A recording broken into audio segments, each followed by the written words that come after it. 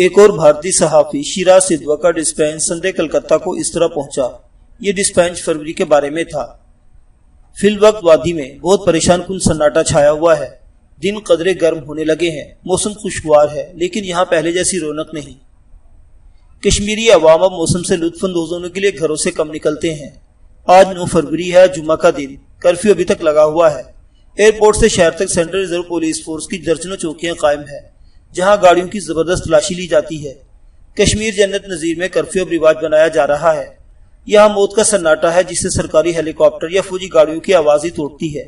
غیر سرکاری تخمینوں کے مطابق گزشتہ 6 ہفتے کے دوران 1 لاکھ فوجی، نیم فوجی اور پولیس کے افراد کشمیر میں لگائے جا چکے ہیں۔ اب اگر یہ جنگ نہیں تو پھر اور کیا ہے؟ سری نگر کے لال چوک میں دھماکے کے بعد فوج کی فائرنگ میں ہلاک ہونے والے نوجوان کے والد ڈاکٹر محمد یوسف کا تعلق بھکت بارزالہ سے ہے۔ وہ اس واقعے پر سخت دل گرفتہ ہیں۔ خود پولیس کے ایک اعلی افسر کا کہنا ہے کہ اگر حکومت اس طرح حالات پر قابو پانا چاہتی ہے تو وہ غلطی پر ہے۔ لال چوک کا بارونق بازار اب بند رہتا ہے۔ سری نگر سے 7 کلومیٹر دور پانٹا چوک میں بسوں کے مسافروں کو اتار کر بے رحمی سے ان کی تلاشی لی جاتی ہے۔ ابھی 1 ہفتے قبل ایک پولیس والے کو فوجی جوان نے صرف اس لیے گولی مار کر ہلاک کر دیا تھا کہ وہ خود کو قانون کا محافظ قرار دے رہا تھا۔ اخباری نمائندوں سے فوج کا رویہ بے حد خراب ہے۔ فوٹوگرافروں سے کیمرے چھین لیے جاتے ہیں، کیمروں سے فلمیں نکال لی جاتی ہیں اور بعد میں یہ عذر تراشا جاتا ہے کہ فوج اسلحہ بازیاب کرانے کی مہم چلا رہی ہے۔ سری نگر میں مسلسل کرفیو کے باعث ضرورت زندگی کی قلت ہو گئی ہے۔ لوگ گوشت کو ترسنے لگے ہیں۔ یہاں فوج پتھراؤ کے جواب میں گولیاں استعمال کر رہی ہے۔ گھروں کی تلاشی جاری ہے۔ صحافیوں کے ٹیلی فون پراسرار طور پر ڈیڈ رہتے ہیں۔ جب گورنر سے آزادی صحافت کے بارے میں سوال کیا جاتا ہے تو وہ پلٹ کر کہتے ہیں کہ مارگریٹ تھیچر شمالی آئرلینڈ میں ہنگاموں کی خبروں سے خوش ہوتی ہوں گی۔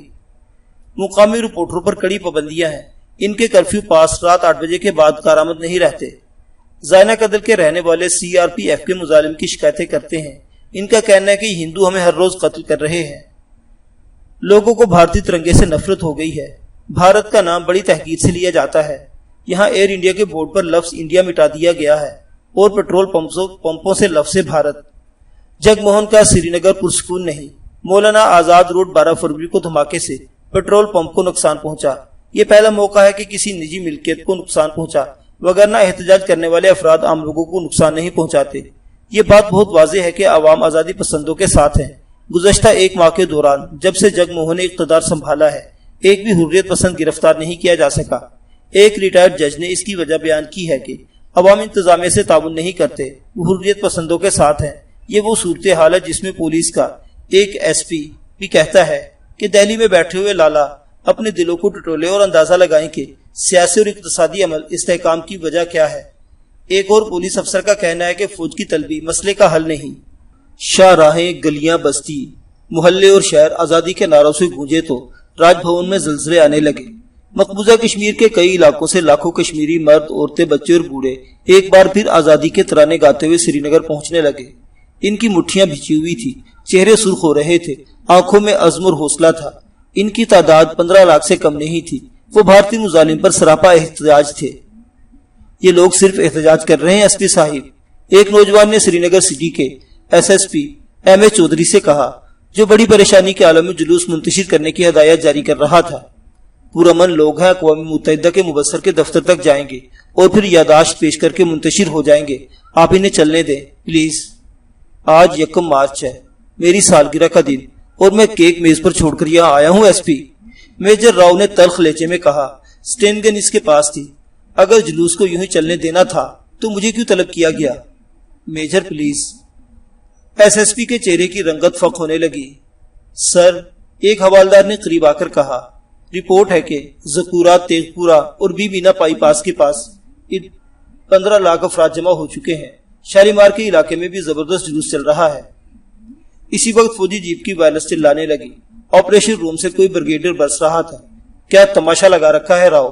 انہیں زکورہ کراسنگ سے آگے مت بڑھنے دو، سمجھ گئے؟ یس سر۔ میجر راؤ کی آنکھوں میں شیطانی چمک اود کر آئی۔ اس نے فاتحانہ انداز میں SSP کو دیکھا، نوجوان کی لات ماری اور جیپ پر چڑھ گیا۔ چلو، اس نے فاتحانہ شان سے ہاتھ لہرا کر حکم دیا، میرے پیچھے آؤ، بھاگ جاؤ۔ کانسٹیبل عبد الرحمان نے چلا کر کہا۔ زکورہ کراسنگ پر جنب غفیر تھا اور عبد الرحمان وائرلیس پر لوگوں کے قتل کا حکم سن چکا تھا۔ تمہیں خدا کا واسطہ بھاگ جاؤ یہاں سے، فوج آ رہی ہے۔ مگر ہم نے کیا جرم کیا ہے؟ ایک نوجوان نے سینہ تان کر کہا۔ ہم تو پرامن طور پر جا رہے ہیں۔ کسی نے ایک پتھر مارا؟ کیوں بھائی؟ وہ تمہیں مار ڈالیں گے۔ عبد الرحمان کی آنکھوں میں آنسو بھر آئے۔ قتل کر دیں گے تمہیں۔ ہم تیار ہیں، حق کے لیے جان دینے میں کوئی نقصان نہیں۔ کئی افراد ایک ساتھ بولنے لگے۔ اسی لمحے فوج کی 4 گاڑیاں کراسنگ پر جلوس کی طرف آتی ہوئی دکھائی دی۔ عبد الرحمان دیوانہ وار فوجی جیپ کی طرف دوڑتا چلا گیا۔ وہ چلا چلا کر کہہ رہا تھا، یہ پرامن لوگ ہیں صاحب، انہوں نے پتھر بھی نہیں مارا کسی دکان پر۔ ہٹ جا بے، راؤ نے کسی بدمعاش ہاتھی کی طرح جھوم کر کہا، اور پھر اس کی سٹین گن گولیاں اگلنے لگی۔ زکورہ کراسنگ پر خون بہنے لگا۔ یہی روح فرسا منظر تیز پورہ میں لوگ دیکھ رہے تھے۔ بی مینا بائی پاس بھی کشمیری مسلمانوں کے لہو سے تر ہو رہی تھی۔ شالیمار میں آج حسین نظارے دیکھنے والا کوئی نہ تھا۔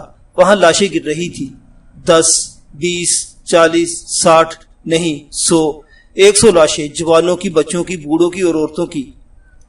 یہ نری درندگی ہے، مقبوضہ کشمیر کے سابق چیف جسٹس مفتی بہاؤالدین فاروقی نے کہا۔ یوں لگتا ہے جیسے فوجی خون کے پیاسے ہوں۔ انہوں نے گوا قدل میں 21 جنوری کو زخمیوں پر فائرنگ کی تھی۔ وہ صرف قتل کی نیت سے فائرنگ کر رہے تھے۔ ان کا مقصد جلوس کو منتشر کرنا نہیں، جلوس میں شامل لوگوں کو قتل کرنا تھا۔ عاصم یہ سب کچھ دیکھ رہا تھا۔ اس کی آنکھیں جل رہی تھی۔ وہ رونا چاہتا تھا مگر اس نے آنسوں کے آگے بند باندھ رکھے تھے۔ سکندر نے یہی تو کہا تھا، دانش مندی کا مظاہرہ بے حد ضروری ہے۔ وہ لاشیں اٹھاتا رہا، زخمیوں کو اسپتال لے جاتا رہا، مگر اس دوران وہ بار بار قسم کھاتا رہا تھا کہ ایک ایک قطرہ خون کا حساب لیا جائے گا۔ یہ بات اسے اچھی طرح معلوم تھی کہ جو یوم حساب آئے گا تو سٹین گنیں بھی ظالموں کو نہیں بچا سکیں گی۔ اس نے ہر لاش کے زخم گنے، ہر شہید کا سینہ چھلنی دیکھا، ہر زخمی کو حوصلہ دیا، اور پھر جب وہ تنہا رہ گیا تو اس کی آنکھیں برسنے لگی۔ آج وہ خود کو واقعی تنہا محسوس کر رہا تھا۔ ہر طرف سے فون آ رہے تھے، وائرلیس پر تفصیلات طلب کی جا رہی تھی، اور وہ اکیلا تھا۔ سری نگر میں قتل عام کے بعد 21 شہروں اور قصبوں میں کرفیو لگا دیا گیا۔ مرکزی کنٹرول روم میں یہ اطلاع صاف اور واضح طور پر سنی گئی۔ کرفیو کی پابندیاں بے حد سخت ہوں گی۔ نماز جمعہ کی اجازت نہیں دی جائے گی۔ لوگوں کو اطلاع کر دی جائے کہ 500 سال بعد پہلی مرتبہ موئے مبارک کی زیارت بھی ممنوع قرار دے دی گئی ہے۔ عوامی رد عمل کیا ہے؟ ایک بزرگ ہستی نے پوچھا۔ بزرگ کی آنکھیں نم تھی۔ 10 لاکھ آبادی والا سری نگر فی الوقت شہر خاموشہ بن گیا ہے حضرت۔ دوسری طرف سے جواب ملا، میری اطلاع یہ ہے کہ مختلف شہروں سے ہزاروں نوجوان سر پر کفن باندھ کر سری نگر کی طرف بڑھ رہے ہیں۔ اللہ اکبر، بوڑھے نے رقت آمیز لہجے میں کہا، ہم ان سے پیچھے رہ گئے۔ ہم جو خود کو ان کا رہنما کہتے ہیں، کس قدر پیچھے ہیں ان سے۔ سن رہے ہو تم محمد بن قاسم؟ میں سن رہا ہوں حضرت، اور آپ کی رہنمائی کا طلبگار ہوں۔ وائرلیس پر عاصم نے بھرائی ہوئی آواز میں جواب دیا۔